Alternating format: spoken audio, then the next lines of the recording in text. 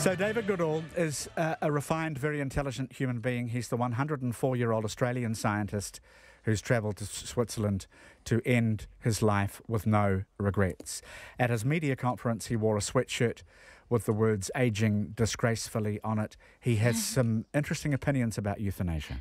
Once one passes the age of 50 or 60, one should be free to decide for oneself whether one wants to go on living or not.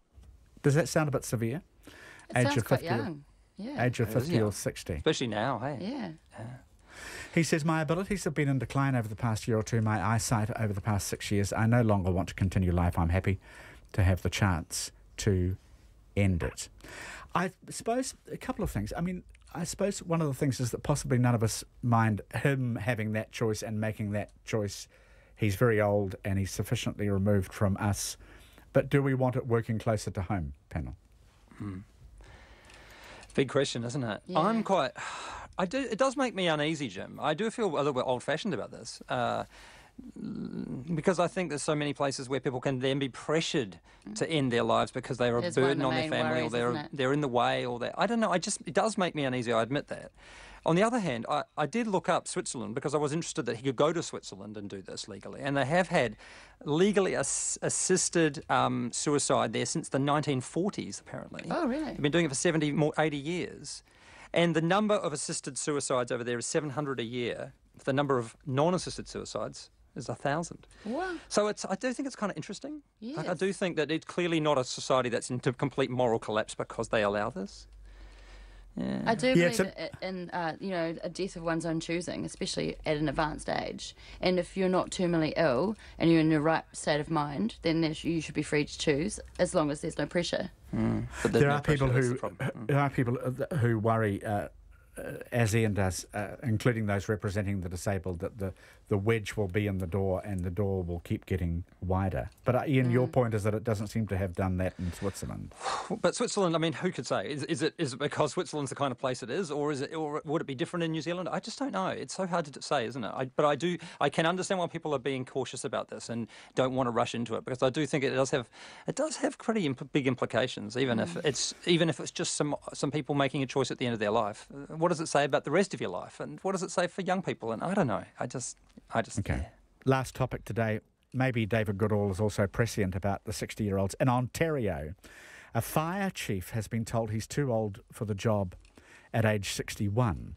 This local council has passed a bylaw that forces all firefighters in the town, including ones like him with desk jobs now, which is a point he is strenuously making, to retire by the age of 60. This is just ageism pure It's got to be, doesn't it? It is. It's so young. I thought I was old-fashioned, but these guys are out of control, aren't they? I mean, 60 and you've got to stop. That's not the future we're looking for. I don't expect to stop at 60. Goodness me. And where's the wealth of information that he has, training those who are coming into the profession? It's just crazy. Yeah. No, 160 maybe. Yeah, then you have to. Well, that might be the future. Age 160, I better slow down. Exactly. Ian Telfer, thank you for making your debut on the panel. Very nice to have you on. Thank you. And Lisa Scott, always a pleasure. Love you. Talk to you both. Okay, we're back tomorrow, and thanks for your company, everyone. Checkpoints coming right up.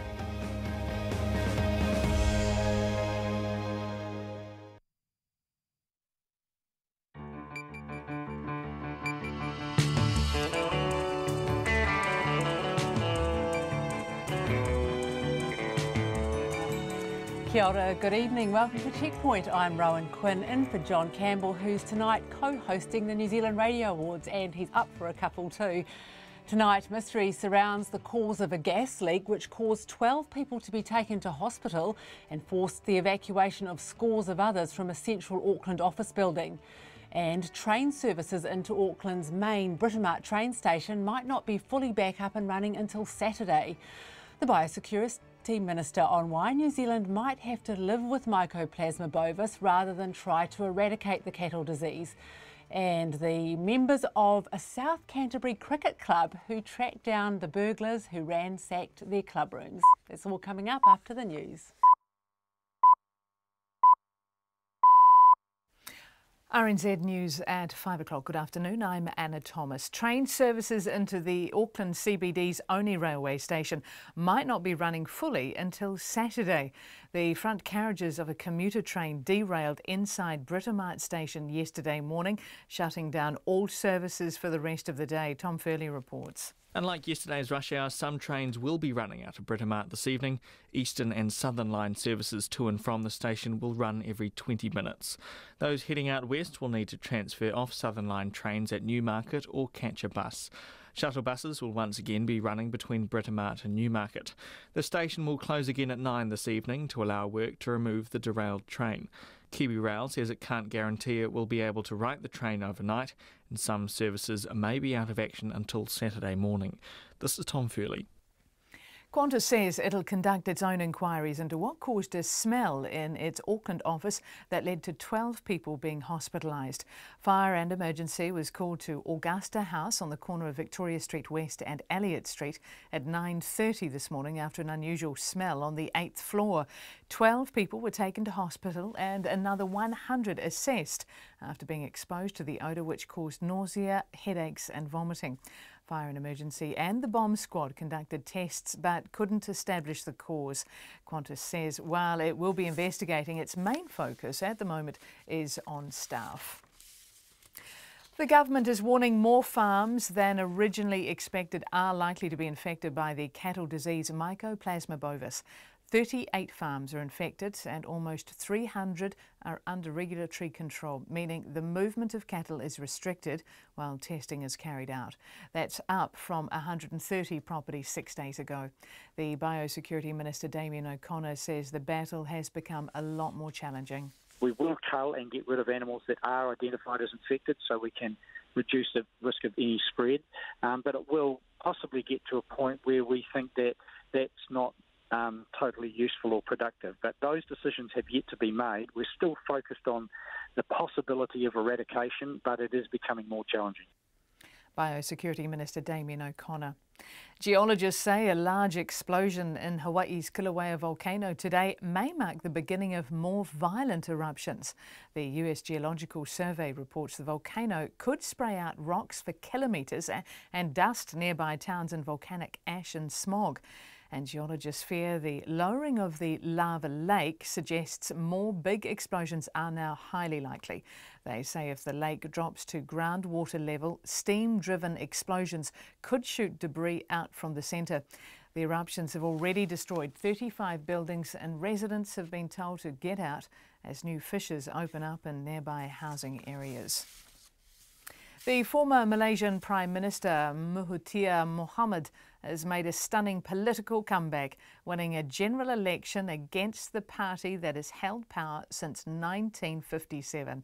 The 92-year-old abandoned retirement to challenge his former protégé, Najib Razak, and the Barisan National Party he himself led for years. Mr Najib's premiership has been beset by long-running corruption allegations. The BBC's Jonathan Head is in Kuala Lumpur. There was definitely a massive appetite and almost a desperate hunger for change here in Kuala Lumpur in the cities, a sense that the governing coalition had run out of steam, run out of ideas, that something new was needed. Beyond that, Mahathir Mohamad, remarkable at his age, was a very effective campaigner who was able, in a way that other politicians couldn't, to tie the corruption scandals that have surrounded Prime Minister Najib Razak, which hadn't really resonated with voters before, to their rising cost of living. And I think that counted. Also, it's quite clear that the Prime Minister's attempts to play the race card to warn Malays they would lose out if they voted in the opposition didn't really work. Jonathan Head reporting. The county's Manukau DHB says pregnant mothers won't be turned away from Middlemore Hospital if the quake-prone Galbraith building has to be fixed or rebuilt. Even though the building is in an area unlikely to experience a major earthquake, the DHB must comply with legal requirements to either remediate it or replace it long-term. Galbraith houses the country's largest maternity ward.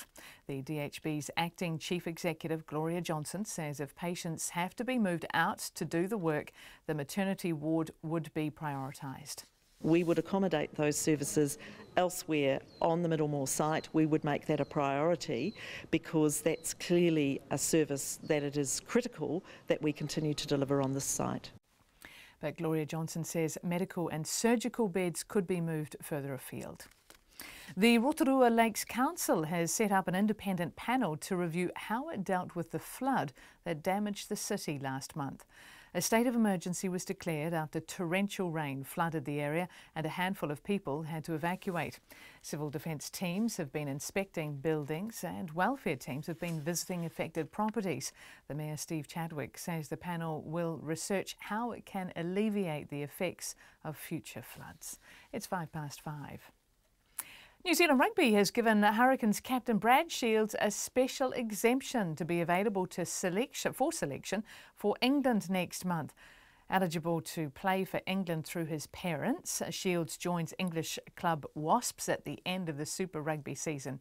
New Zealand Rugby say there were clear legal grounds to decline a release request made by Shields' agent and the RFU, but they considered the circumstances of the case exceptional. England are set to name their squad for their June series against South Africa later tonight. The new coach of the Kiwis Rugby League team, Michael Maguire, says he'll stay in the job even if he does return to the NRL. The former South Sydney Rabbitohs coach was this afternoon confirmed as the man taking charge of the New Zealand side. Maguire has penned a 4-year contract and says any new role he considers must fit in with his job with the Kiwis. Those sorts of things, as they come along, I'm assessing those, but it's about New Zealand first, and if another opportunity does arise, I'll obviously have a look at that, but it's got to actually sit in the ability for me to be able to take this job to where I want to take it. New Kiwis coach Michael Maguire. And just 6 weeks after standing down as coach of the Australian team, Darren Lehmann has landed a new contract role with Cricket Australia. He'll take up a position in the National Performance Program until October. Despite being cleared of any wrongdoing, Lehmann left his position as Australian coach on March the 29th after a ball tampering scandal in South Africa that resulted in year-long bans for Captain Steve Smith and his deputy David Warner. And that's the news. A full day of disruption. They directed me to get a bus and then you have to go to Newmarket, I think, and get on another bus or get onto a train. But oh my God, what a nightmare. Trying to talk torture. I would never, ever take CIA back to an interrogation program. When the ground gives way. That's something I would not wish on anyone. Just one moment standing there feeding the fish, so to speak, and then next minute being underground. Morning Report with Susie Ferguson and Guy Aspinall, weekdays from 6. Then on 9 to noon, the world-leading innovation in lower alcohol, lighter wines, homegrown in New Zealand. And after 10, entrepreneur Linda Jenkinson, one of New Zealand's most successful businesswomen. Join me, Catherine Ryan, on 9 to noon after Morning Report on RNZ National. And now the short forecast from Met Service to midnight tomorrow. Northland, Auckland, Waikato, Coromandel and the Bay of Plenty. Occasional rain developing tomorrow afternoon or evening. Waitomo, Taumaranui, Taranaki and Taupo, rain developing in the morning with some heavy falls. Gisborne, Hawke's Bay and Wairarapa mainly fine with high cloud. Scattered rain at times tomorrow. Whanganui and Taihape to Wellington. Occasional rain or showers tomorrow. Nelson and Marlborough, a few showers from this evening. Rain with heavy falls tomorrow morning, but then it will clear later on. For Buller and Westland, occasional rain, some heavy falls tomorrow. For Canterbury, scattered rain tomorrow morning and again at night. Northwest gales inland tomorrow afternoon. Otago, Southland and Fiordland, patchy rain clearing this evening but returning tomorrow and becoming widespread for a time. And for the Chatham Islands, mostly cloudy, a few showers tomorrow. RNZ National, it's 5:09 and you're listening to Checkpoint with Rowan Quinn. Thanks, Anna. A mystery substance has caused 12 people to be hospitalised and dozens more evacuated from a 16-storey office building in central Auckland. Some workers inside Augusta House started vomiting and feeling nauseous after an as-yet unknown chemical substance appeared to leak from air conditioning units on the level 8 this morning. Jessie Chang reports. Emergency services were alerted to the leak at 9:30 this morning after people reported a smell described as organic, sickly and musty, like chicken manure. Greg Rowan, who works on the 14th floor of the building on the corner of Victoria Street West and Elliott Street, says he didn't notice it at first. We got an email around in the morning saying that there'd been a funny smell noticed, and and that there'd been some work done on pipes, and that it was probably the pipes. And then I went downstairs later, and there was a sort of fairly distinctive smell at the street level. Sarah McGrath, who works on the 12th floor of Augusta House, says there was limited information about what was happening. Well, we got one message that was like, don't come outside, guys, and so that kind of sent us into a bit of a panic, but he just said, yeah, there's ambulances, and basically we said, like, what are these fumes? They said they don't know yet. They just said, I guess, if you have any symptoms, to go to a GP. 100 people, some of whom reported vomiting and feeling nauseous, were checked by St John at a temporary triage site set up outside the building. Qantas, which had 100 people in the office at the time, says several of its staff became unwell at about 9 o'clock this morning. It says the officers were evacuated as a precaution. Only 3 levels were evacuated by emergency services, with people on the 15th floor deciding to leave themselves. Ms McGrath says she found it strange that other floors weren't told to evacuate. But Dave Woon from Fire and Emergency says they followed correct procedures. We didn't know what was going on until we got up to the 8th floor. We evacuated there even though we couldn't smell anything. So it was a case of a step-by-step method. We've still got people in the building. We didn't feel it was necessary for them to evacuate outside the area that was concerned.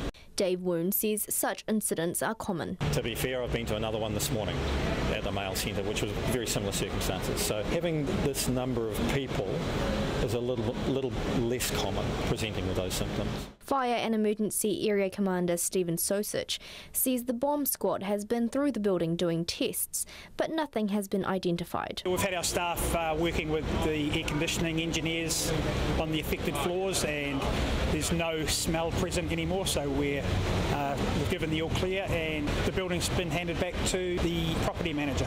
Some workers were allowed back into the building after 2 o'clock this afternoon. In Auckland, for Checkpoint, call Jessie Chang, TNA. And services in and out of the Auckland CBD's only train station might not be fully back up and running until Saturday. That's because KiwiRail wasn't able to right the front carriage of a 3-carriage commuter train that came off its tracks yesterday morning. The derailment shut down Britomart station for the evening rush hour, leaving thousands of Aucklanders to figure out other ways home. Southern and eastern trains were allowed back in this morning, but at reduced frequency, and that might be the same for tomorrow morning and evening, with KiwiRail unable to promise if it can fix the problem tonight. Zach Fleming has more. Good morning, customers. Due to an earlier partial derailment in the Britomart tunnel, only hangar customers are to use Southern Line services. 31 hours and counting. Auckland CBD's only train station still not fully functional, and KiwiRail admitting it's learning on the job. We don't have derailments very often. The last derailment in a metro area was back in 2013, so it's not something that we're highly experienced at. But it's not facing an easy task. Rail and Maritime Transport Union General Secretary Wayne Butson says it wasn't safe to start work until the electricity had been disconnected around 9 p.m. last night. Touch the train and the ground at the same time, they become the Earth's return. And so 25,000 volts will use them to get to Earth. That's not usually an event a human survives. KiwiRail's crews then faced an uphill battle. Can't get cranes or anything in here, so what we have to use is jacks where we lift the train up, we put a beam underneath it, drop it down on rollers, and then we use jacks to try and push it sideways. Both ends couldn't be jacked simultaneously for safety reasons, and in the 7.5 hours before they had to stop working at 4:30 a.m, crews only managed to get the back end on tracks. But things are actually being fixed faster than Auckland Transport was expecting. In the case of a derailment in Britomart's tunnels, Chief Transport Services Officer Mark Lambert says the expectation is 2 to 3 days offline. Unfortunately, this derailment was probably at the worst place in the tunnel to be able to access and to re-rail and to get the train out of the way. Can you elaborate a little bit on that? Why is it the worst place? Because basically it's the start of the tunnel coming into the platforms, and it's actually quite difficult to get the lifting equipment either in front or alongside the train. So it's just the amount of space that's available to actually undertake the operation. The Transport Accident Investigation Commission is investigating the derailment. It says it's too early to talk causes yet. But KiwiRail says WorkSafe isn't investigating, so it's unlikely to be driver error. Do you know off the top of your head how many train trips KiwiRail's locomotives take each year? No, I don't, sorry. We can find that out for you. That's okay, but probably a very large number, and the point that I'm trying to get at is only have a couple of these derailments each year. So it's quite hard for a train to derail, isn't it? It takes something quite serious to happen. For a train to come off, we've got robust systems, processes, procedures, engineering standards that we work to. So it is an unusual situation, but across the network, we probably have a handful each year, but very unusual in a metro area. Passengers RNZ spoke to at Britomart and Newmarket this morning were for the most part understanding of the problem. But that was before they knew they'd be possibly facing another day of delays and cancellations. This evening, limited trains will run the same as they did this morning. Southern and Eastern lines will be departing from Britomart. It will only be at 20-minute frequencies, so that's half the normal frequency, but they will be the biggest trains we can put on as well. So plan ahead, there will be still delays and expect the services to be busy. Western line customers should aim to leave from Newmarket. But KiwiRail can't guarantee the train will be gone by tomorrow morning, or even offer a likelihood. I don't know, just the complexity of the location and what the teams will have to face. I can't really put a number on it, so I'm sorry. Of course, overnight that may change, and of course we're hopeful that we can get Western Line services into Britomart as well. Planning for the worst. Absolutely. Commuters, Auckland Transport and its train in the dark. For Checkpoint, Zach Fleming. New Zealand may have to settle for trying to contain Mycoplasma bovis rather than eradicating the cattle disease. The Ministry for Primary Industries says there's been a big jump in cases in the last 6 days, despite thousands of cows being culled already. 38 farms are now infected with Mycoplasma bovis following the discovery of the first farm in North Canterbury with the disease yesterday. I spoke to the Biosecurity Minister Damien O'Connor and asked him if he thinks New Zealand's lost the battle against Mycoplasma bovis. The battle has become a lot more challenging, there's no doubt about that, with over 100 farms added to the restricted place notices. That is that we've got to investigate properly, test these places, and chances are that they will be infected. So, that has added to the challenge, there's no doubt about it. What does it mean if we, once we can't eradicate it, can it be contained? Well, we hope it can be. Most other countries actually have Mycoplasma bovis. We've been lucky not to have to face up to the disease. It does affect animals, as we know, but other countries have managed down the effect of the disease and by culling animals, by probably building up some natural resistance. So we're not quite sure over a long period what the full effects of the disease will be.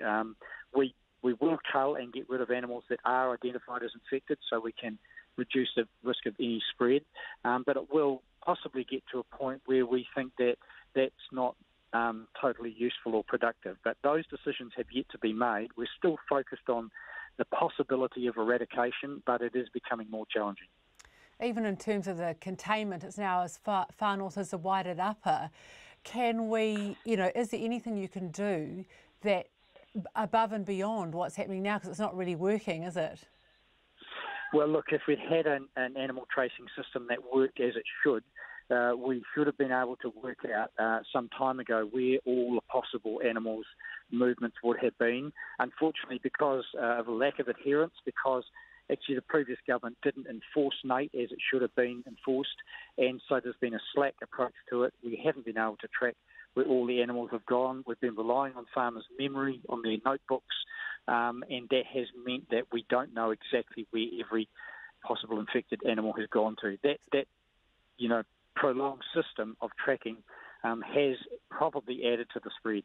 So what have you been doing since being in power to sort that out? You must have known it was there when you took over in government.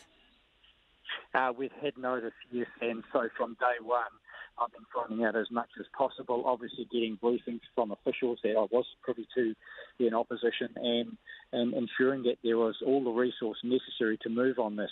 It's been a new challenge for everyone involved, for MPI, for the vets, for all the agencies, and even the laboratories. And so it's been, a huge wake-up call and a huge challenge for everyone.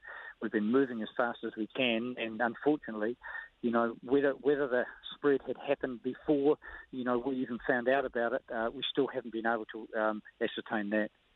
What are the implications for New Zealand's export industry and all the sort of associated products with cattle if Mycoplasma bovis becomes just a part of raising cattle here?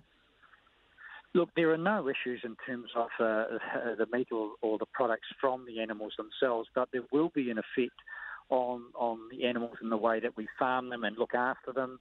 We want the very best standards of animal welfare, so if animals are affected by the disease, then we have to effectively, cull them because there's no effective treatment of Mycoplasma bovis for animals.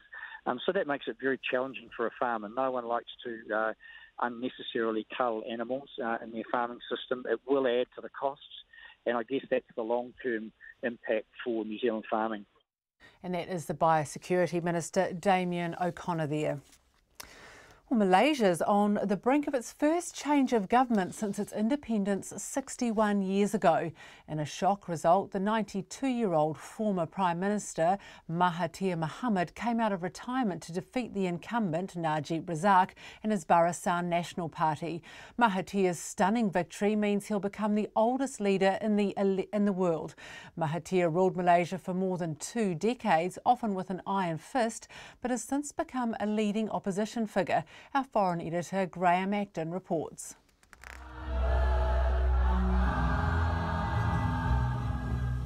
Crowds on the streets of the Malaysian capital broke into their national anthem as it became clear that the Razak government was out after 6 decades.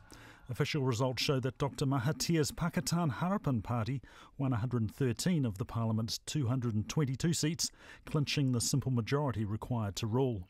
He announced the victory at a news conference in Kuala Lumpur, along with plans to allow the people to continue celebrating. So the Chief Secretary will announce that there will be a holiday tomorrow and day after. And also Saturday and Sunday, so you are going to have 4 days holiday. But there will be no holiday for the winners. The opposition benefited hugely from a last-minute surge in popularity over the last couple of weeks, driven by a yearning for change after 6 decades, a worsening economic situation, and the pall cast across the PM by a major corruption scandal. Opposition MP Zan Uran Baba says this Malaysian election has been the mother of all. It's the only hope for all Malaysians. We fail, all Malaysians will suffer for a long, long time. The mother of all elections, this is the one. Because the economy is having a lot of problems. Tricia Yeo is from the Institute for Democracy and Economic Affairs in Kuala Lumpur. She says the result has come as a huge surprise to many Malaysians. What we're seeing is a huge tsunami by the people of Malaysia who have spoken. And I think the main factor that one cannot deny is really the presence of the former Prime Minister, Tun Dr Mahathir, in convincing the voters that this is the time to change. Ibrahim Safir is from the polling agency Merdeka.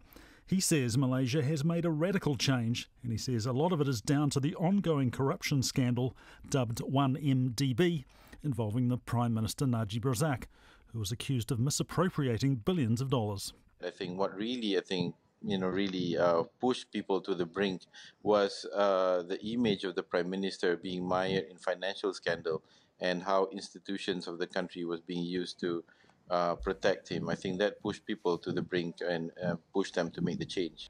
And on the streets of KL, opposition MP Zaniran Baba echoed those comments. He says the 1MDB scandal was on every voter's mind. With 1MDB, you are talking about 50 billions of the people's money. It's nowhere. We haven't seen any projects whatsoever, nothing.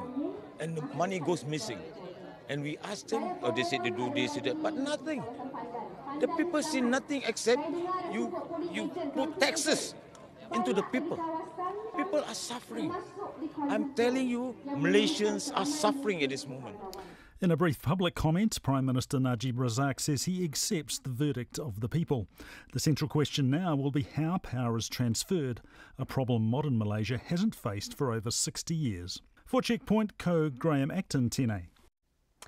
Members of a rural South Canterbury cricket club have taken the law into their own hands, solving a crime themselves after their club rooms were burgled.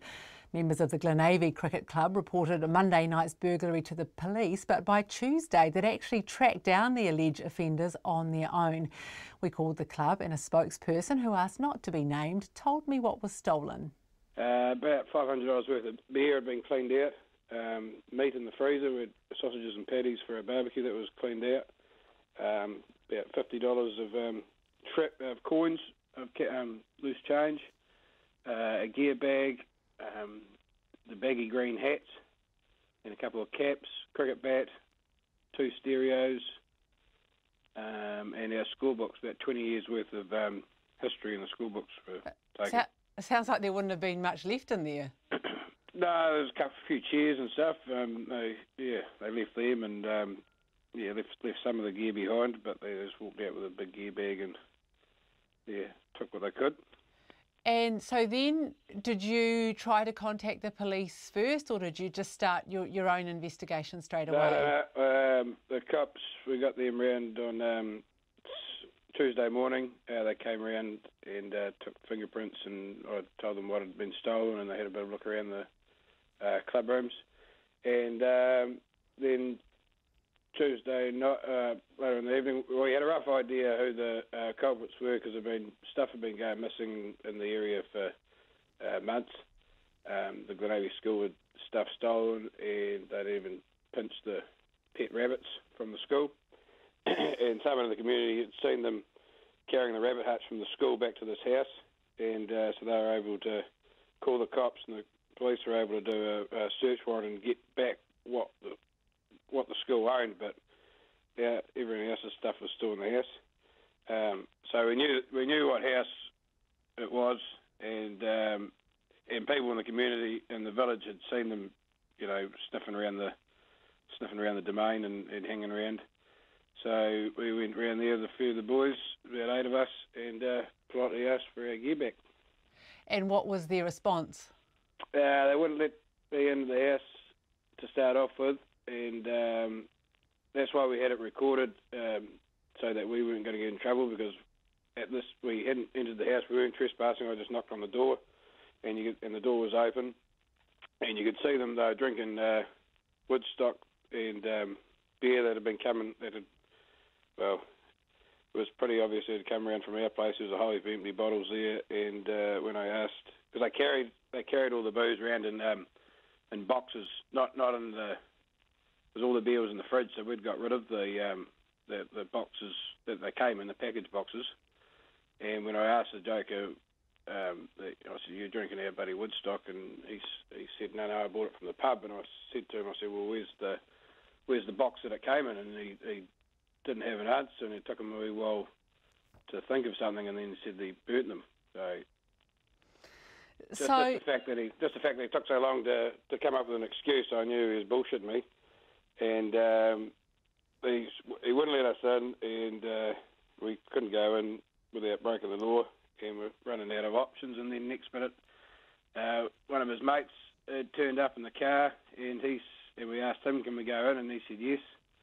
So I went straight into one of the rooms, opened up the wardrobe, and there's 2 crates of beer, 4 bloody boxes full of Woodstock. I looked under the bed, and there's our cricket bat and all our hats. And that's when we realised that these buggers had taken all their stuff. And then, were they happy for you to take it back on the spot? Oh yeah, well, they didn't.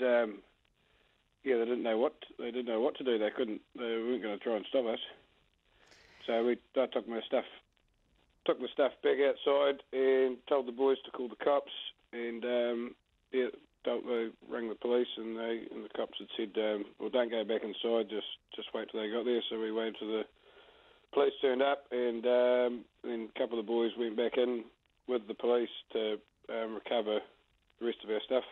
Or we didn't get all of it, but what was there, brought it back. But there's still there's still a lot of stuff in the house that belonged to members of the community. There'd be at least 8 TVs. There was a kayak, bikes, lawnmowers, garden equipment, the whole lot. And you haven't recovered your scorebooks, is that right? I hope none of your great batting sessions have been lost. well, lucky I haven't scored too many runs in the last few seasons.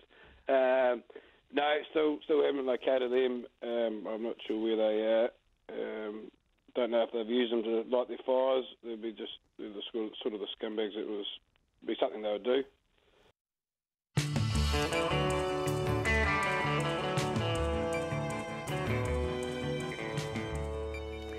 Coming up here on Checkpoint, Donald Trump threatens Iran with severe consequences if it restarts its nuclear program.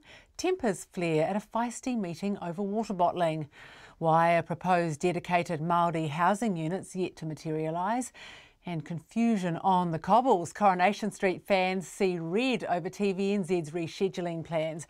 We'd love your feedback on Coro and everything else. Don't forget you can text us on 2101 and you can tweet us at Checkpoint Radio NZ. You can Facebook us, Checkpoint with John Campbell, or email checkpoint@radionz.co.nz. Now here's Anna Thomas with the headlines. Auckland's Britomart station might not be operating fully until Saturday if KiwiRail cannot right a derailed train inside a tunnel. The front carriages of a commuter train derailed inside the central city's only station yesterday morning. Some trains will be running out of Britomart this evening, but KiwiRail says it can't guarantee it'll be able to clear the lines overnight, meaning some services may still be out of action tomorrow. The station will close again at 9 this evening to allow work to remove the derailed train. Qantas is to investigate the source of an airborne chemical substance in its central Auckland office, which hospitalised 12 people this morning. The unknown smell, which has been described as organic and musty, like chicken manure, led to the evacuation of dozens of people from the 16-storey office building. Some people in Augusta House began feeling sick and vomiting after the substance seemed to leak from the air conditioning unit on the 8th floor. The Biosecurity Minister Damien O'Connor says it may not be possible to get rid of the cow disease Mycoplasma bovis completely, but it will continue to kill the 22,000 infected cattle. The 38 infected farms are all connected in some way. Another 300 properties are now under regulatory control, up from 130 a week ago. Geologists say a large explosion in Hawaii's Kilauea volcano today may mark the beginning of more violent eruptions. The eruptions have already destroyed 35 buildings and residents have been told to get out as new fissures open up in nearby housing areas. And Hawaii has now signed an emergency proclamation to address the threat of the ongoing eruptions near a geothermal power plant storing hundreds of thousands of litres of flammable gas. The government has confirmed, it will spend $42 million over the next 5 years on critical public services. The details will be revealed in next Thursday's budget, but the spending will include a hefty boost on health and education. The Finance Minister says the government will spend $10 billion more than the previous national-led coalition had promised. And that's the news. Thank you, Anna. Well, the easiest decision he'd ever made. That's how the new Reserve Bank Governor described his first call on interest rates today, when he left the official cash rate at a record low of 1.75% and signalled it could stay there for some time. Much of what Adrian Orr had to say was similar to his predecessors, Graham Wheeler and Grant Spencer, but it was how he said it that was of most interest. Our economics correspondent Patrick O'Mara reports. Well, greetings, tēnā koutou katoa, Bulavanaka, kia orana. Welcome to the Reserve Bank and to our monetary policy statement. Adrian Orr made his monetary policy debut today, and it seemed to be an easy decision. I would have to say it's been the easiest decision that we've had to make, or I've had to make at least for 11 and a half years. Easy in the sense that we're in a good spot. We can keep the OCR where it is for a considerable period of time. The hard part about it is what to do next and when. Mr Orr reminded markets that the next move could be up or down, which prompted a half-cent fall in the New Zealand dollar. But the new governor has a bigger mission, attempting to make the central bank more accessible. He says that starts with speaking plainly and openly. The vast majority of the public had no idea who we are.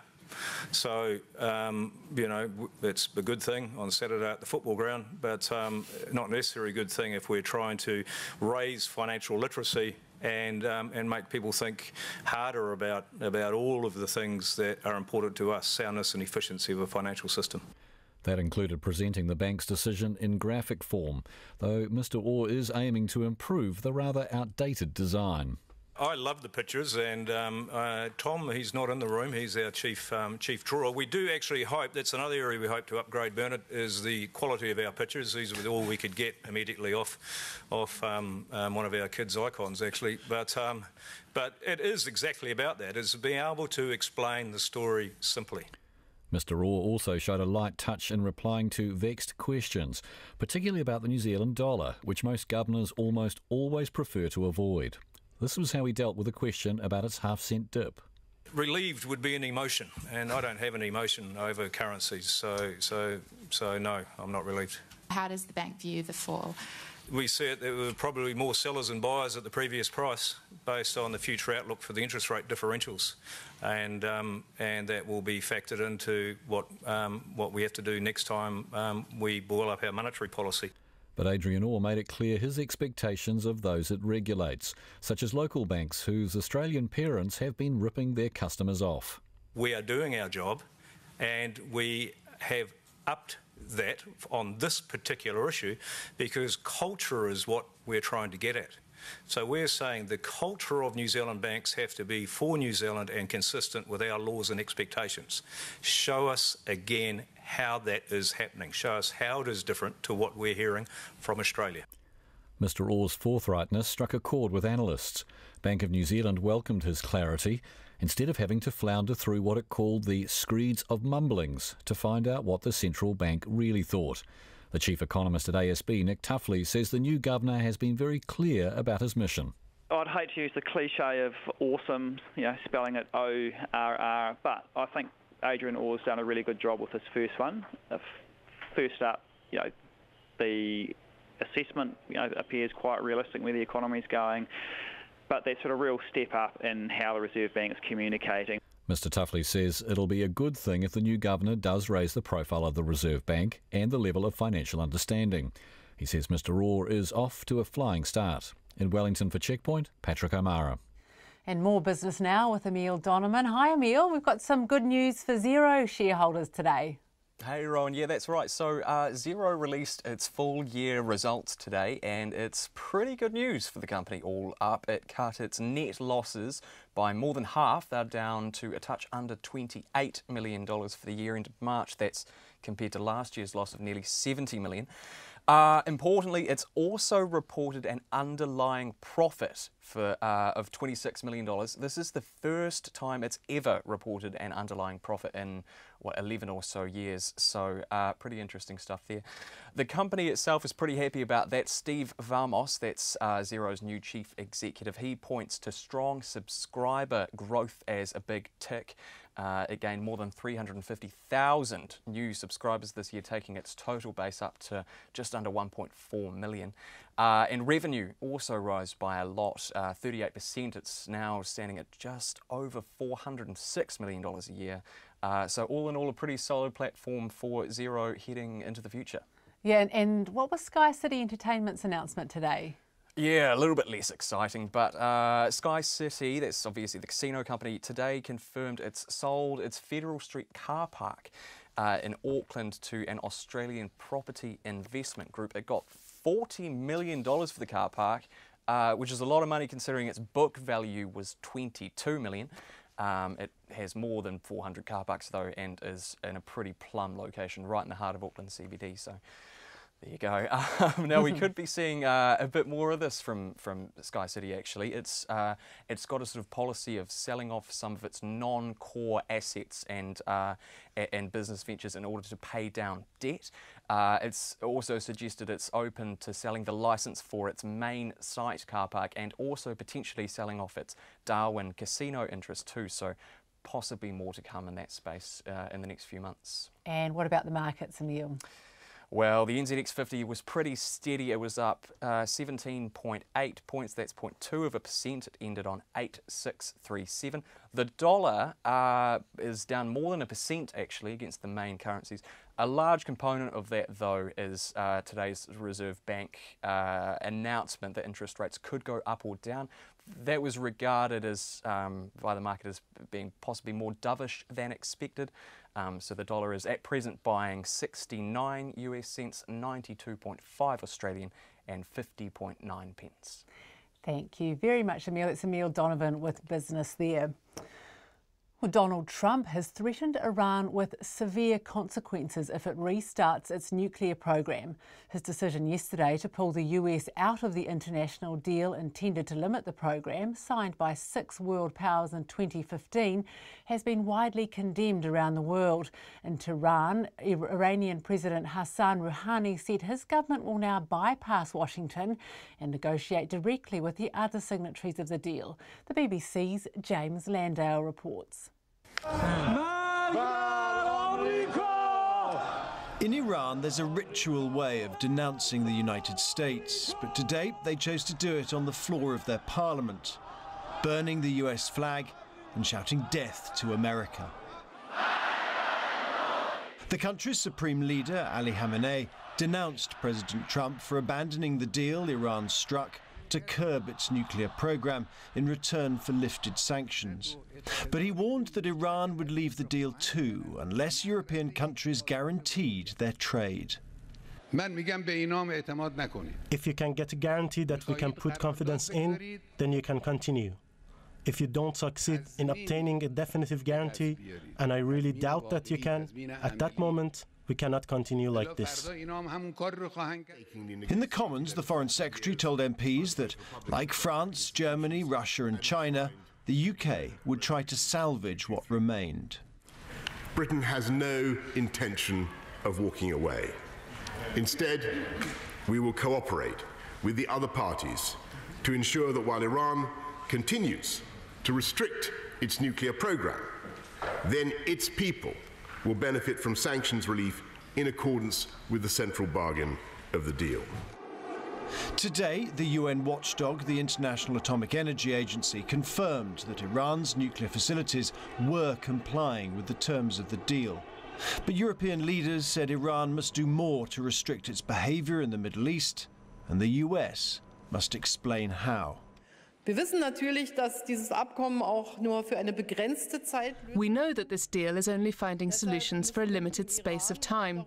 That's why we have to talk with Iran about what happens after that. How can we make sure that there is just a civil and no military nuclear program?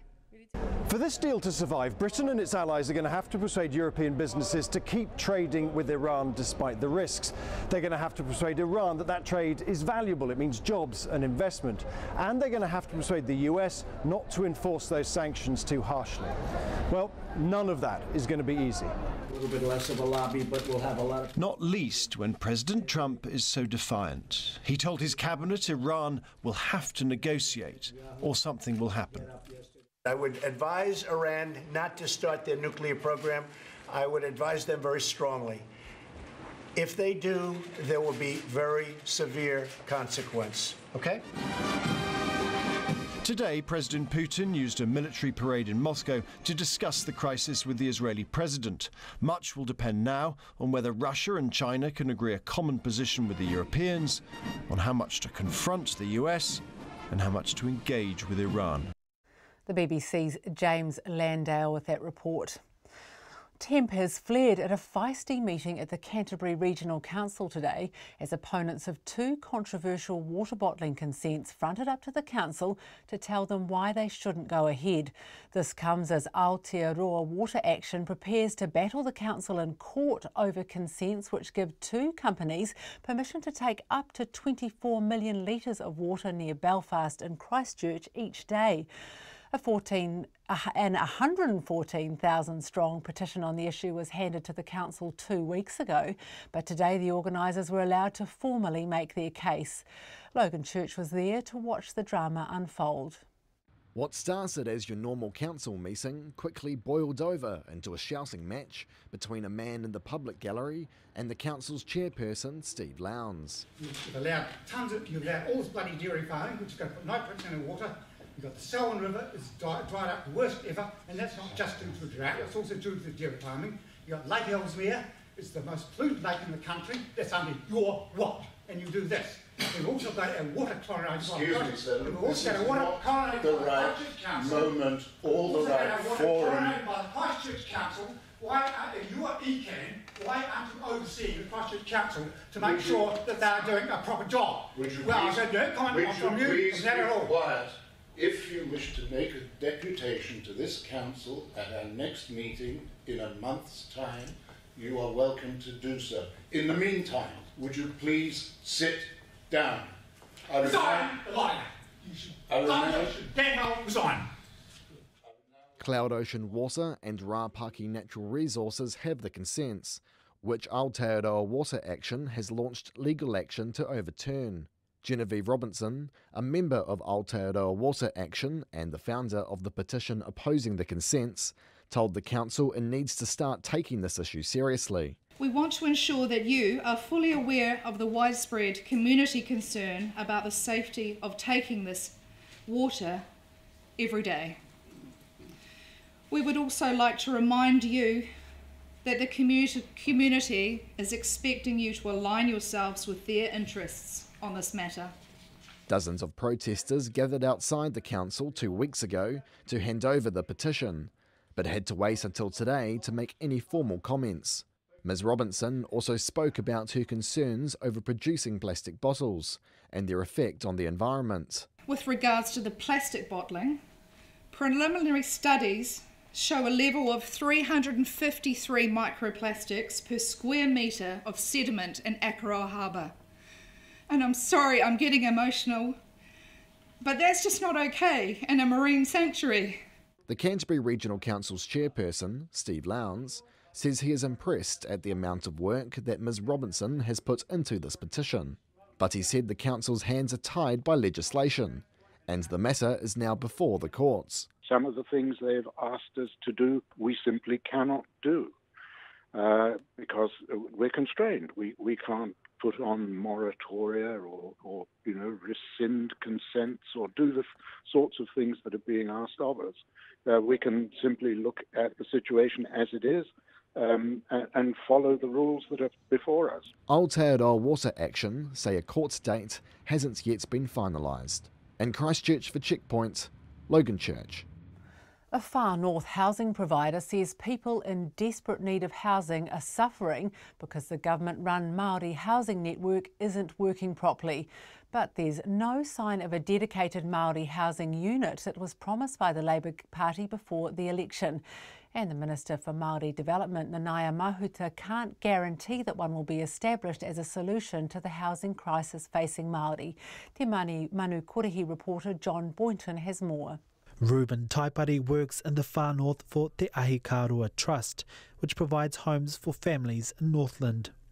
The winterless north, he says, is facing huge struggles with homelessness as the winter months kick in. Every day we wait is another day closer to winter, and every winter decimates our people. It's detrimental to the health of our people as we wait for another winter and another winter. The Maori housing network, set up under Te Puni Kokiri, secured $37 million worth of funding over 6 years in 2015 to support Maori housing.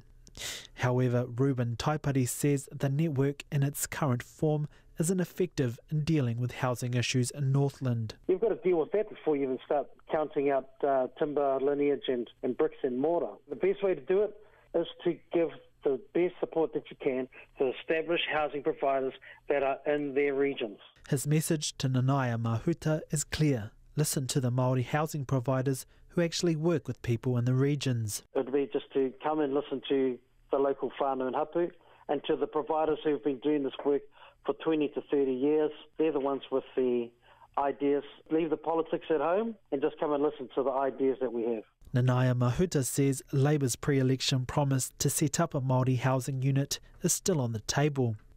Labour promised to establish a Māori housing unit within the Affordable Housing Authority to ensure housing policies are tailored to meet the specific needs and aspirations of Māori. A Māori housing unit, which currently resides now within the context of Te Piri Kōkiri Māori development, is a serious consideration that both the Minister of Housing and myself are thinking about as we work our way forward. Ms Mahuta says there hasn't been a major focus on Māori housing in decades. The last big push in Māori housing was in the 1950s, where we did get a concerted effort around Māori home ownership, so we know more needs to be done. More needs to be done, but Ms Mahuta won't say when.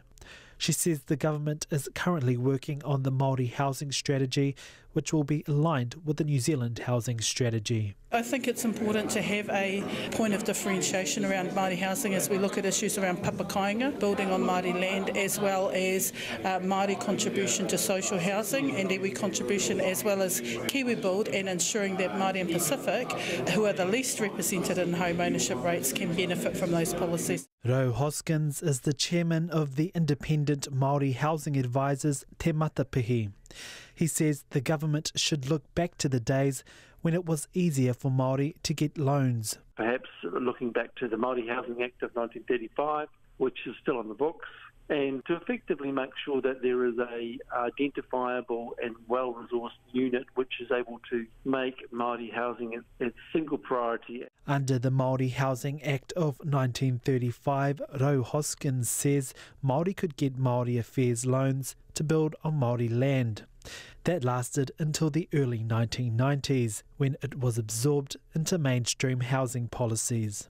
Since then, Māori home ownership rates have plummeted, down by nearly a third between 1991 and 2013.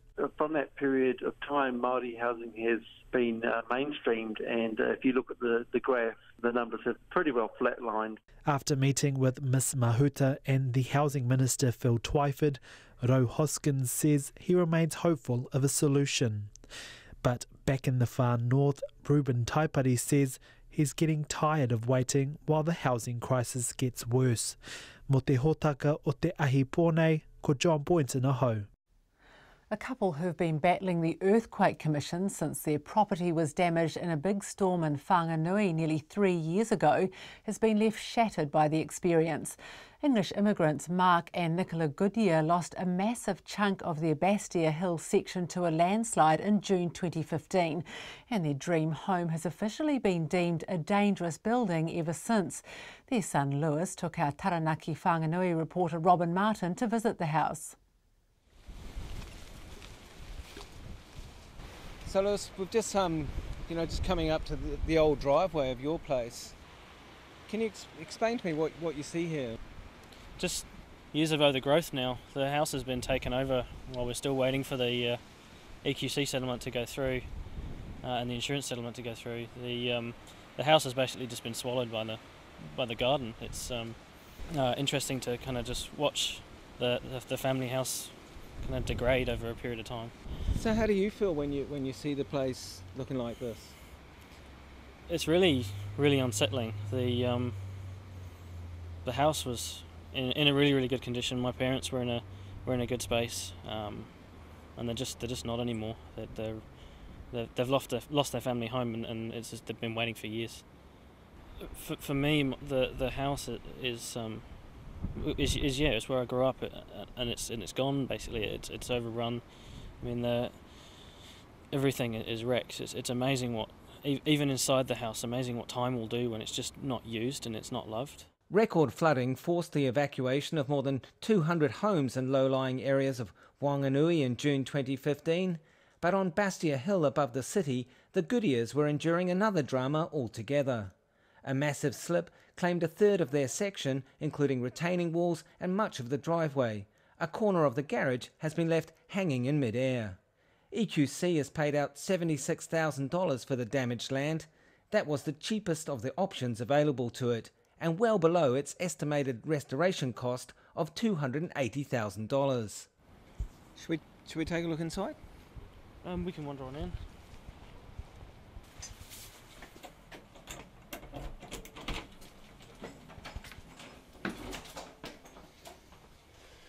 Oh yes, the familiar smell of the... So obviously the most obvious place where the damage is through the garage. There's quite large cracks through the floor.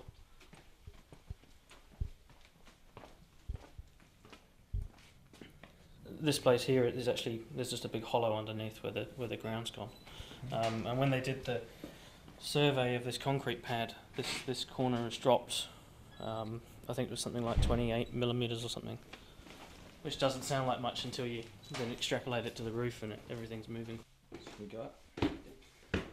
The EQC doesn't believe the house, insured for $520,000, has been significantly affected by the slip, and the $38,000 it has paid out for damage to the home is well below the $115,000 cap that would then trigger the involvement of the family's insurer, IAG. The Goodyears dispute the extent of the damage. So what is EQC saying about the structural soundness of the building? They're currently saying that the driveway and the retaining walls that have gone haven't impacted the structure of the house. If you walk around the house at the moment, you can see that there's cracks in the walls, and this room, if you put a level on the ground, is quite on a lean towards the corner. So they until EQC will acknowledge that there's damage to the house, we're still kind of stuck. The Goodyears' lawyer, Grant Shand, says natural justice has been overlooked in this case. A person loses the use of their house through a natural disaster and ought to be able to recover what's necessary to reinstate it as a house, particularly in circumstances where that's what EQC exists for, and they have a replacement insurance policy with an insurer. It just doesn't seem right that you should only get so little money when that's not ever going to fix the damage caused by the landslip. Mr. Shan says the appeal against EQC will come down to whether the court is convinced that the home is damaged or not. He says it is infuriating that the EQC is willing to fight cases that would cost less to settle. Commerciality doesn't really come into play. It's all about what they see as their evidence to support their position. And if they think that they have something to argue over, they'll argue over it, even though it might cost it a lot more money than what it would have cost for them to settle a claim. To rub salt in their wounds, the Goodyears' home has recently been burgled and their personal possessions systematically rifled through. Lewis says his parents are paying a heavy price for their misfortune, and he just wants their pain to end. They really want to come back here and start again? I don't really know what my parents want to do anymore. This house has so many good memories and so many bad ones that I don't think my parents can see kind of beyond the next date, because they don't know when it's going to end. So to be honest, I don't know what they want now. They want it over. The EQC says it always endeavours to resolve claims outside of any court process, but it and IAG declined to comment further because the case is now before the courts. The Goodyears are due to meet EQC and IAG in the High Court in September. Meanwhile, the couple is living in rented accommodation, another cost they've been forced to absorb during their protracted battle. I Whanganui mo te hōtaka o te ahiahi, ko Robin Martin ahau. Scientists say a fairly large explosion in Hawaii's erupting Kilauea volcano is likely to be the first of a series of larger explosions that could begin to throw rocks and ash from the crater. A small earthquake may have caused rockfalls into the crater and prompted the explosion from the lava lake surface that shot projectiles out of the rim. Reuters' Havovi Cooper reports. There's a lot of outbreak I'm hearing. A grave warning for residents of Hawaii's Big Island. The eruption of Kilauea volcano could intensify in the coming weeks, possibly spraying pebble-sized projectiles for miles. The U.S. Geological Survey said Wednesday that more violent eruptions could shoot ballistic blocks, weighing up to several tons and cover dozens of miles with ash. So what could trigger these new eruptions? Geologists say that if the lava lake in Kilauea's crater continues to sink, the influx of water mixed with lava could create new steam-driven explosions. At risk, the nearby town of Hilo, with a population of 43,000, and the village of Pahoa, about 24 miles east of the volcano. We're at the end of Nohea Street. Ooh, I just got a whiff. 14 fissures have opened up on the Big Island since Kilauea first erupted on Thursday, spraying fountains of lava up to 300 feet into the air. Some of those vents are still emitting sulfur dioxide gas. That could combine with moisture in the air to cause acid rain, posing respiratory problems. Massive piles of smoldering lava like this one now cover approximately 104 acres of land on the Big Island. And that is Reuters' Havovi Cooper reporting there for us on Checkpoint. Coming up, more on Auckland's train derailment consequences and Middlemore's maternity building. But first, here's Anna Thomas with RNZ News at 6 o'clock. Good evening, I'm Anna Thomas. Trains in and out of central Auckland's only railway station might not be running fully until Saturday. That's because KiwiRail hasn't yet righted the front carriage of a 3-carriage commuter train that derailed yesterday morning, stopping all trains in and out of Britomart. During this evening's peak, Eastern and Southern line services to and from the station have been running every 20 minutes. Those heading out west need to transfer off Southern line trains at Britomart or catch a bus.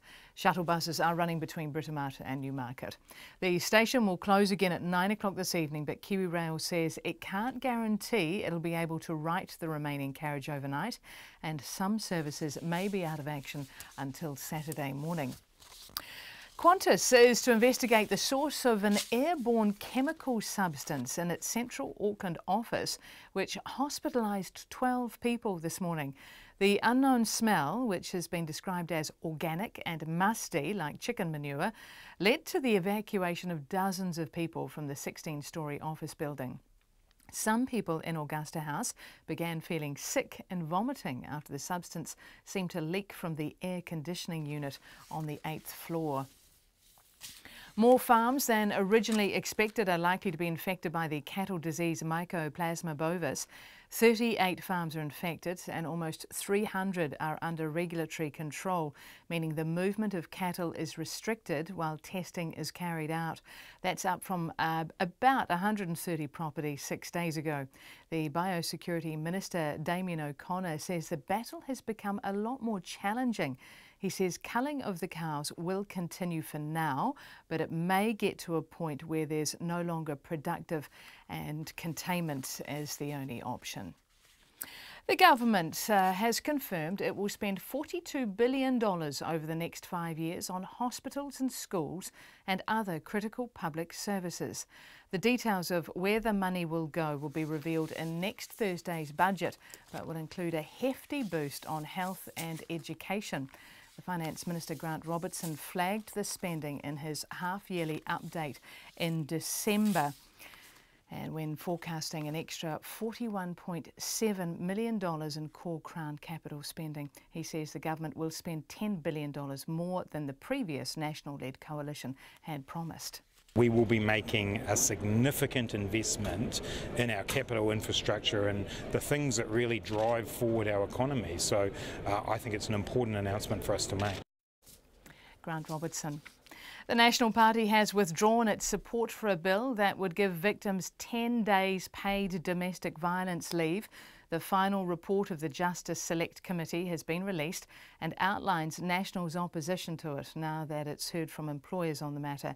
It had supported it through first reading. The party says there has been no evidence to suggest employers take an unreasonable approach or fail to provide appropriate support, flexibility in working arrangements or give leave to employees affected by domestic violence already.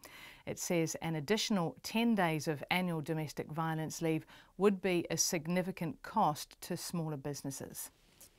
3 Korean Americans released from North Korea have stopped over in Alaska on their way back to Washington. They have also thanked President Donald Trump for securing their release. Mr. Trump says he'll meet them in person when they arrive at Andrews Air Force Base outside Washington.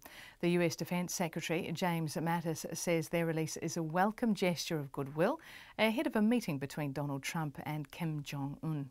There is some reason for optimism. We said all along this was a diplomatically led effort, backed up by military force. But for right now, I think there is reason for some optimism that these talks could be fruitful. James Mattis, and the President says the venue for the talks with North Korea's leader will be announced within 3 days. A construction worker brought over from the Philippines to work in Auckland says he was told to pay $5,000 or face deportation if he wanted to get out of his contract. The worker, along with 15 others, had been without a job for 3 months after being recruited by labour hire company Allied Workforce in August last year. The Allied Workforce Chief Executive, Simon Bennett, says the conversation about deportation didn't happen. The man, who RNZ has agreed not to name, now has a job elsewhere. The Immigration Minister, Ian Lees-Galloway, says his claims will be investigated. A 57-year-old Timaru man has been arrested after a sex doll that resembled a child was imported. The man appeared in court today charged with importing a prohibited good and possessing objectionable publications involving the sexual exploitation of children. Customs Investigations Manager Bruce Berry says the package came from China and was examined by customs officers.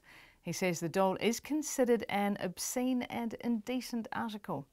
Mr. Berry says it was not the first time a child sex doll has been imported, but this is the first time someone has been charged. He says the arrest should serve as a warning to potential importers that just because child sex dolls are available from overseas, it doesn't make them legal in New Zealand. It's 6:06. The former All Black first five, Carlos Spencer, hopes to bring a bit of freaky to the Hurricanes backline. The former Blues playmaker has signed on as an assistant coach for next season at the Wellington Bay Super Rugby side when John Plumtree takes over as head coach from the departing Chris Boyd. Spencer will inherit a backline stacked with All Blacks and young talent, including the likes of Bowden and Geordie Barrett, TJ Perenara, Nihi Milner-Skudder, Julian Savia, Ben Lamb and Ngani Laumape. Hopefully I can bring some, fresh ideas, maybe a bit of stuff outside the box, a bit of freaky stuff. Who knows? It all depends what this guy's going to allow me to do, But I'm excited by it, and I'm sure I'm going to learn a lot from these guys as well. They've got some experienced players here, TJ, Bodie, and I'm sure I'm going to learn a lot off these guys, and that's what I'm looking forward to as well. Carlos Spencer. The new coach of the Kiwis is open to welcoming back players who made controversial late defections from the New Zealand side ahead of last year's Rugby League World Cup. Several key players made last-minute decisions to play for other nations before the tournament, where the Kiwis performed poorly and were dumped out at the quarter-final stage. Confirmed today as the team's new coach, Michael Maguire.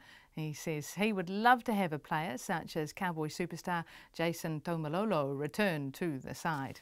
The door is always open to players. Someone like Jason, he's played a lot of his career in and around New Zealand juniors, and the fact that he's played a lot of his football here, I think, to leave the door open for a great player is always an opportunity. That's new Kiwis coach Michael Maguire, and that's the news. Tonight on Nights, our changing world meets the people drilling into an active underwater volcano. What could possibly go wrong? This Way Up After Dark visits the place where old batteries go to be born again. Nguyen Huang is on the line from Vietnam, where the average employee manages to work for herself as well as for the man. And And stay informed at the other end of the day. Join me for Lately, an hour-long show that includes the extended 10 p.m. news bulletin and is across music, the arts, politics, live events and current affairs. Keep up to date with Lately with Karen Hay, 10 to 11 weeknights on RNZ National. And now the short forecast till midnight. Tomorrow for Northland, Auckland, Waikato, Coromandel and Bay of Plenty. Occasional rain developing tomorrow afternoon or evening. Waitomo, Taumaranui, Taranaki and Taupo, rain developing in the morning with some heavy falls. Gisborne, Hawke's Bay and Wairarapa, mainly fine with high cloud, scattered light rain at times tomorrow. Whanganui and Tahepe to Wellington, occasional rain or showers tomorrow. Nelson and Marlborough, a few showers from this evening, rain with heavy falls tomorrow morning, then clearing later.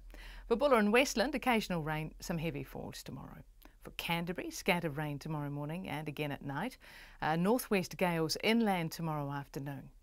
For Otago, Southland and Fiordland, patchy rain, clearing this evening but returning tomorrow and becoming widespread for a time. And for the Chatham Islands, mostly cloudy with a few showers tomorrow. RNZ National, it's 6:09 and you're listening to Checkpoint with Rowan Quinn. Thank you very much, Anna. And I am in for John Campbell, who's hosting the New Zealand Radio Awards tonight.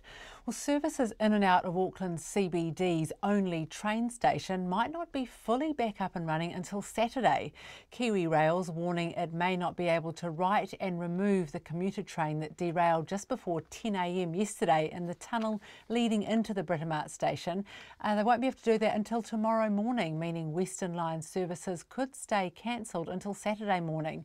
Zach Fleming asked Kiwi Rail's Chief Operating Officer Todd Moyle to explain the delay. The re-railing is it's quite a complex, especially considering the location we were in. We can't get cranes or anything in here, so what we have to use is jacks where we lift the train up. We put a beam underneath it, drop it down on rollers, and then we use jacks to try and push it sideways, just because of the space constraints here. So we did that last night. We got one end of the carriage on through that process, and then we're coming back in tonight. We can't work during the day because you've got overhead power above it, which is a real risk to our employees. So what we have to do is separate those two tasks. And then, we want to make sure we're giving the best customer outcome today. So we've opened the 3 platforms up, get trains running during the day. We're going to cease operations again tonight and come in and put that other end of the train back on. Is it a case of not having enough equipment to jack both ends of the train up and move them both along together? No, you have to do them independently. So you imagine if you had both ends of the train up in the air, it's really unstable at that point. So you can only lift one at a time, move it across, and then you have to do the other end. So it's a safety reasons you have to do it in that sequence. Are you happy with the process? I mean, were you hoping, well, you obviously were hoping, but were you expecting that this would be back on the track this morning? Look, we don't have derailments very often. The last derailment in a metro area was back in 2013, so it's not something that we're highly experienced at, but we do have trained staff to take it through. So the complex location and the fact that we haven't had a metro derailment since 2013 meant that we had to work our way through it on the night. Is it a bad look for Kiwi Rail? I mean, Auckland is gearing up towards lots more rail over the next 20 years or so. Is it a bad look that this is going to take 2 days to get this train back on board? No, I think it is. If you can see over my shoulder that it is a really complex location.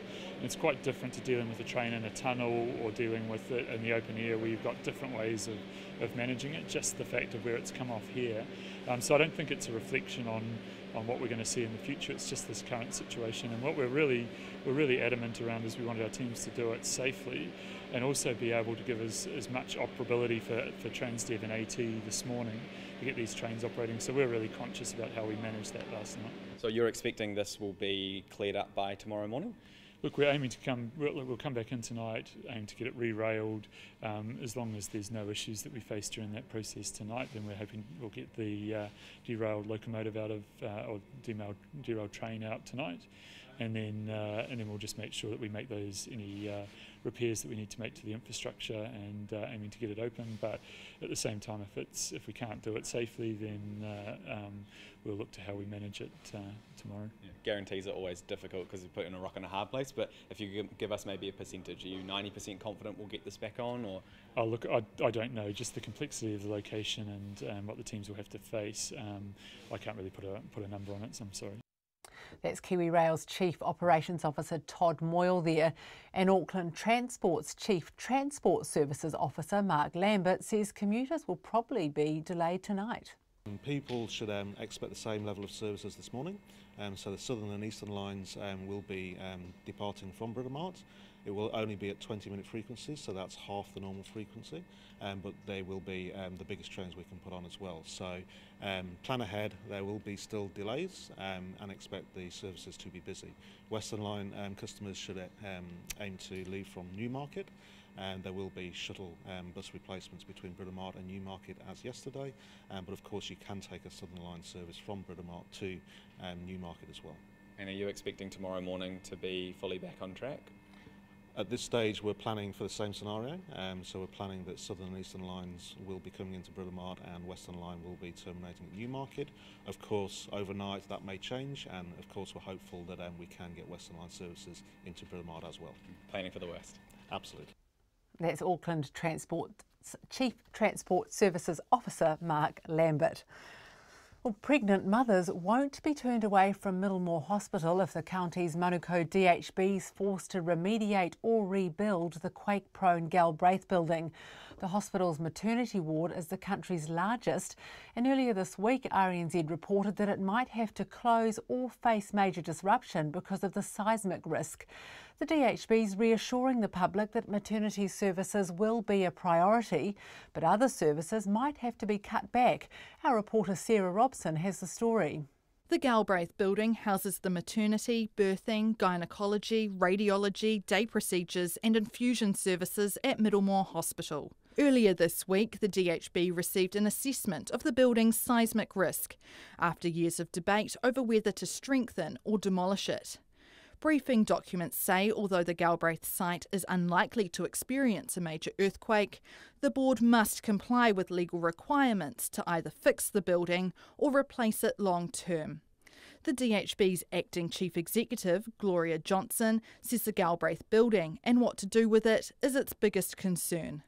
She says the board's looking at whether it's feasible to fix it. And is it feasible to do that whilst either keeping all of the services operating within it or decanting some of those services from time to time while we remediate various parts of it? So we've looked at working up various options there and looking at some high-level costings. But Gloria Johnson says it also has to consider a complete rebuild. If those options look unaffordable or unrealistic because of the disruption to the business, then what would it take for us to be able to quickly replace the building with a new build? The county's Manukau DHB already knows there are few alternatives for patients if it has to close all or parts of Galbraith.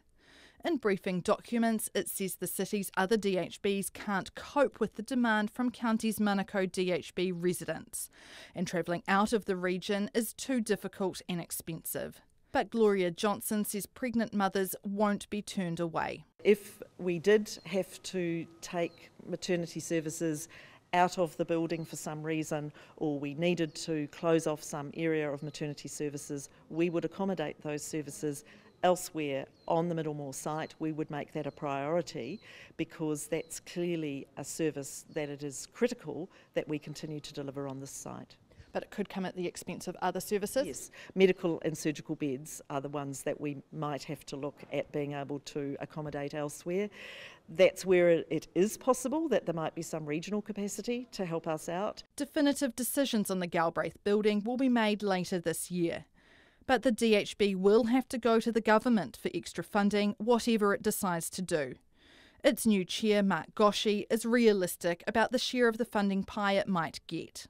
You get the money and then you decide how much you can do over the time frame that you've got. You know, there's not a bottomless supply of money, but we'll make do with what we can get and maximise its effectiveness. The Finance Minister Grant Robertson confirmed today that the government will invest $42 billion over 5 years to support its plan to rebuild infrastructure and critical public services like hospitals.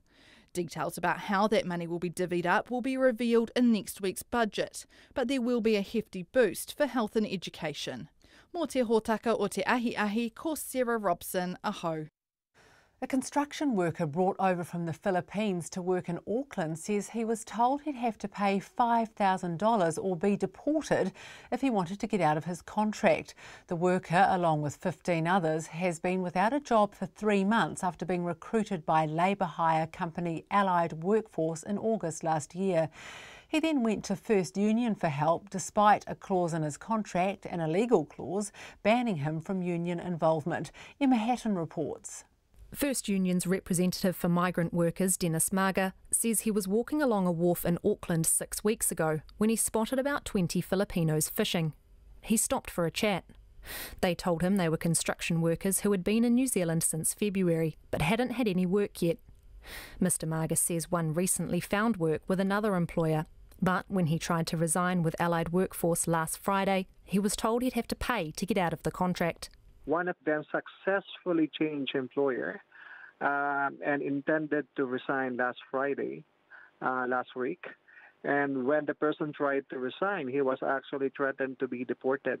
Otherwise, he needed to pay them 5,000 New Zealand dollars. But Allied Workforce Chief Executive Simon Bennett disputes that account, saying his staff would not have said that. He says the clause banning union involvement is not in an Allied contract. However, RNZ has a copy of the contract and it is on a company letterhead and signed by an Allied manager. Mr Bennett says the project the workers were supposed to work on was delayed and it's only a handful of those brought in from the Philippines that aren't working. Getting the timing right is difficult. That's just the reality of construction. Projects don't always go to time or to plan, and the labour needs to be deployed at the right time. So it is disappointing that there's some sort of slur around a small number of workers when so many have been brought into the country successfully. Mr Bennett says 10 of these workers have jobs lined up to start next week. Immigration lawyer Aaron Martin says 3 months is an unusually long time for the men not to be working, and despite the fact Allied was still paying them, it was a legal grey area. If a person has got a work visa that says they are to work as a carpenter, they're to work as a carpenter. The fact they might be getting paid, you'd still have the argument to say, well, they're not actually doing the work, so on what basis can they validly hold a visa? In these circumstances, I would expect Immigration New Zealand to be all over this. Immigration Minister Ian Lees-Galloway says a full investigation is underway, including why the migrants weren't working and what the deal is with the non-union clause in the contract. For Checkpoint, Emma Hatton. In a diplomatic coup, the Trump administration secured the release of 3 Americans who are being held prisoner in North Korea. The 3 are now en route to Anchorage in Alaska and then on to Andrews Air Force Base outside Washington, where they'll be met by President Trump. The release comes ahead of the proposed historic summit between North Korean leader Kim Jong-un and Donald Trump, who says the date, time and location for that meeting have now been set. The ABC's North America correspondent Zoe Daniel has the story. Surrounded by his cabinet, US President Donald Trump revealed that 3 detained Americans are on their way home. Right now, flying back are 3 what they were calling hostages. We call them fine people, 3 really fine people. Seem to be healthy. They'll be landing at 2 o'clock in the morning at Andrews Air Force Base, and I'll be there to greet them. The release follows North Korea's recent pledge to suspend missile tests, and President Trump expressed appreciation to Kim Jong-un for releasing the prisoners ahead of the planned talks between the 2 countries. It'll be quite a scene, and it'll be, to me, it's very exciting because it represents something. It represents something very important to this country. People never thought a thing like this could happen and can. People never thought you were going to have a situation where we're having serious and positive communication with North Korea. And we are. What happens? Who knows? The release was secured by US Secretary of State Mike Pompeo, who now returns from his 2nd trip to North Korea in as many months with the 3 Americans on board. The group includes missionary Kim Jong-chul, who's been held prisoner since October 2015 and was forced to make an emotional public apology in front of cameras a year later. I feel pain as I show myself here as a criminal who has committed a great crime, which is shameful. He was sentenced to 10 years hard labour for slandering North Korean leadership and passing confidential information to South Korea. The other two prisoners, teachers Tony Kim and Kim Hak Song, have been detained since last year.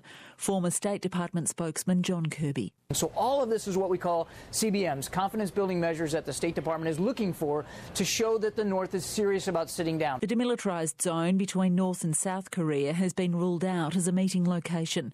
Singapore has also been suggested as a possible venue. We've picked a time, we've picked a place.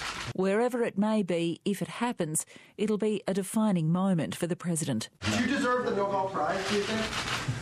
Everyone thinks so, but I would never say it. You know what I want to do? I want to get it finished. The prize I want is victory for the world. Donald Trump says details of the forthcoming summit will be announced within 3 days. That's Zoe Daniel reporting from Washington.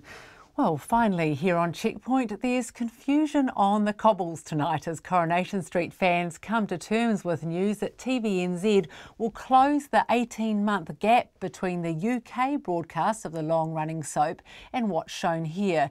TVNZ announced this morning that from June the 11th, the lag will become just a week. It means die-hard Coro fans will have two options. They can keep watching the current series at their own pace during the afternoons, or watch the highlights of the 18 months condensed into a 2-hour special to catch them up. The Acacia Cove Retirement Village in South Auckland has more than 400 residents, many of whom have watched the long-running soap for most of their lives. So we called up to see what they thought of the bold move by TVNZ, and the manager Bruce picked up the phone. I think most people would rather exhaust the current programs, the catch-up programs, before they start watching the new ones, because otherwise it's a spoiler alert.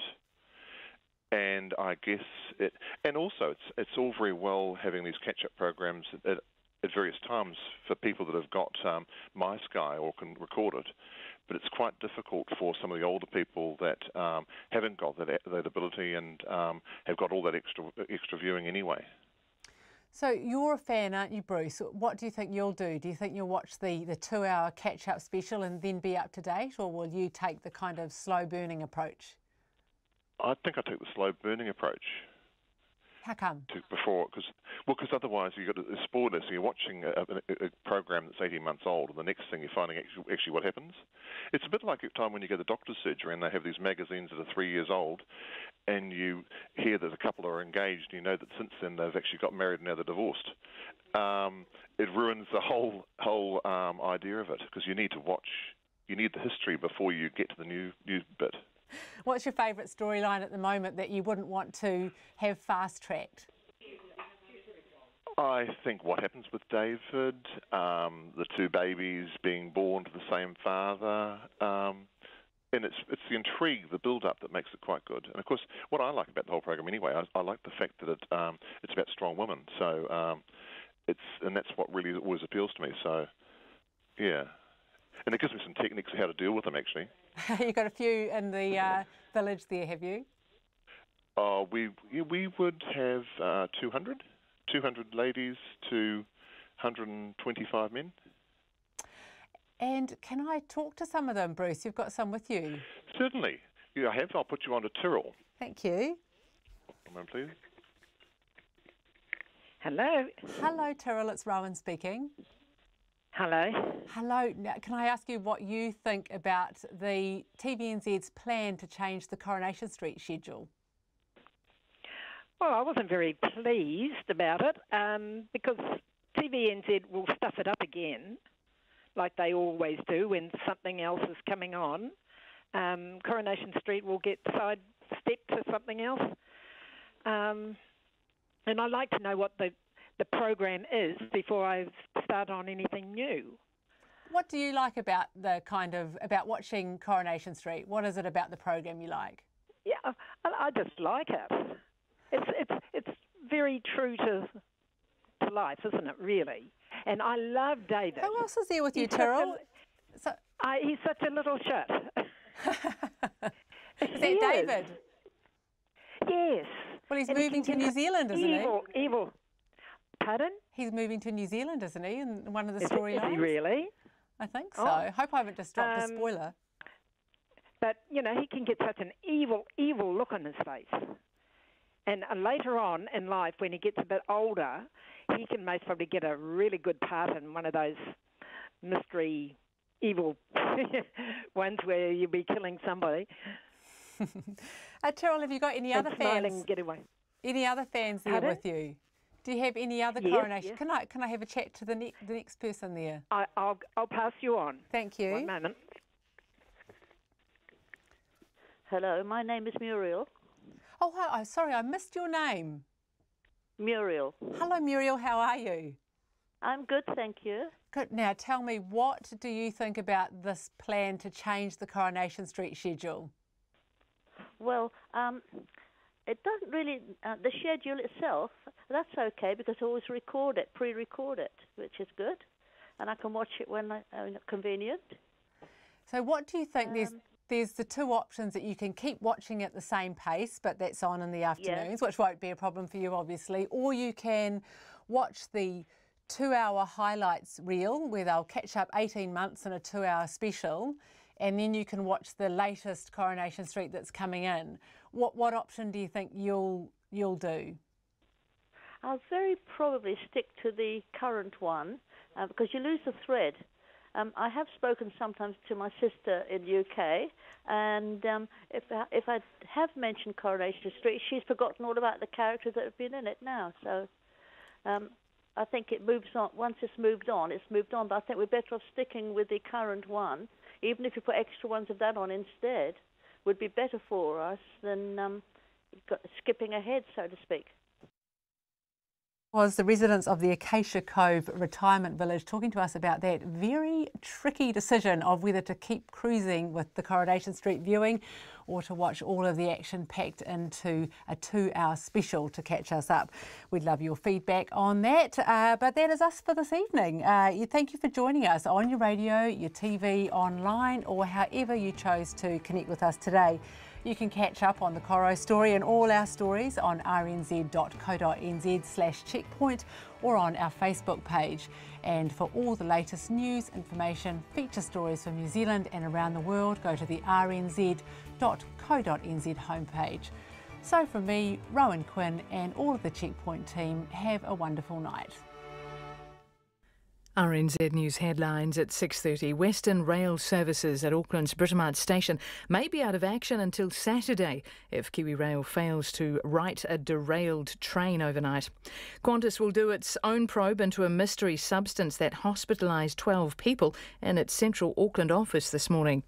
The Biosecurity Minister has warned it might not be possible to eradicate the cattle disease Mycoplasma bovis, and the government has confirmed next week's budget will allocate $42 billion to public services over the next 5 years, including a hefty boost for hospitals and schools. Our next news and weather at 7. This week, Media Watch looks at how new apps are filling gaps in local news coverage around the country and giving some established media outlets a run for their money. And should we be able to pinch bits of TV shows, movies and songs to take the mickey out of them without breaking the law? Is this criticism? Is this news report?